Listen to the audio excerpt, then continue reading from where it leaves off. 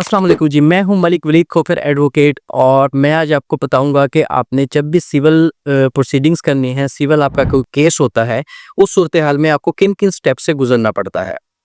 सबसे पहले तो आपका अगर किसी भी शख्स से कोई सिविल लिटिगेशन है, कोई ज़मीनी मामलात हैं, कोई स्टे का इशू है, कोई भी ऐसा नाजायज़ कब्ज़ा है, कोई ऐसा आपके ऊपर कोई ऐसा पोज़ेशन कर लेता है कि आपके प्रॉपर्टीज़ के ऊपर या कोई भी सिविल नेचर का कोई भी आपका लिटिगेशन जो चल रही है कोर्ट के अंदर, उसके स्टेप्स क्या होंगे?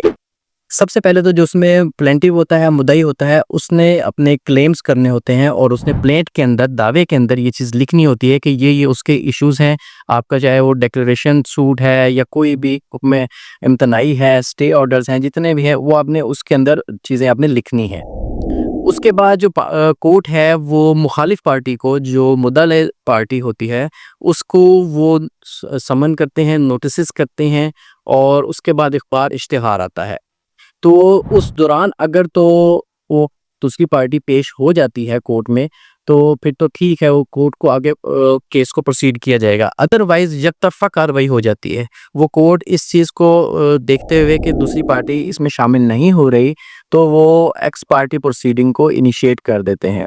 और उसमें जो मुद्दई साइड होती है, वो अपने गवाहान पेश करते हैं, अपने शहादतें देते हैं और उस बेस पे एकतरफ़ा डिग्री हो जाता है केस। अगर तो मुद्दा अलैह आ जाए तो देन क्या होगा?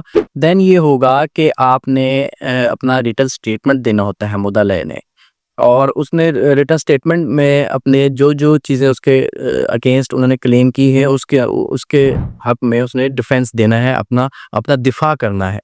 उस रिटन स्टेटमेंट के अंदर वो चीज़ें सारी बयान कर देता है कि जी ये ज़िमन इसका गलत है, ये असल हकीकत इस तरीके से है।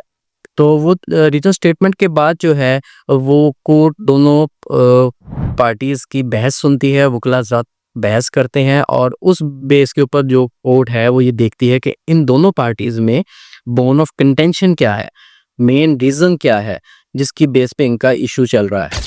तो उसके लिए वो इश्यूज़ फ्रेम करती है कोर्ट, चाहे वो 1 हो, 2 हो, जितने भी इश्यूज़ हों वो कोर्ट उसके अंदर अपने ऑर्डर के अंदर ये चीज़ लिख देती है कि आपने ये प्रूव करना है, आपने ये प्रूव करना है। अब उसके बाद दोनों पार्टीज़ के ऊपर क्या लायबिलिटीज़ आती हैं, जो मुद्दई है, उसने अपने गवाहान पेश करने हैं और उसकी बेस पे उसने एविडेंस रिकॉर्ड करवानी है और दूसरे वकील ने उसके ऊपर जीरा करनी है, क्रॉस एग्ज़ामिनेशन करनी है। और जब मुद्दई की जो एविडेंस है वो क्लोज़ हो जाती है, उस ख़त्म हो जाती है, उसके बाद मुद्दा अलैह की एविडेंस की बारी आती है। उसने अपने गवाहान देने हैं और मुद्दई के वकील ने उसके ऊपर जीरा करनी है। तो ये होता है इसका एविडेंस का प्रोसीजर। जब एविडेंस कंप्लीट हो जाती है, उसके बाद जो है केस वो जाता है फाइनल आर्गुमेंट्स के ऊपर।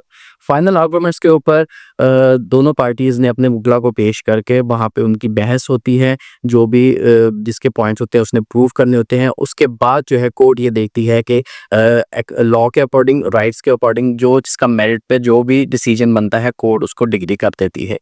और उसके बाद जो आगे के स्टेप्स हैं कि अपील में जाना है, वो अपर कोर्ट में आप जाएँगे, उसके बाद हाई कोर्ट में जाते हैं। ये चीज़ें बात की हैं, लेकिन बेसिक स्टेप सिविल प्रोसीजर का यही है, आपने इस तरीके से को अपने केस को प्रोसीड करना होता है। Thank you so much.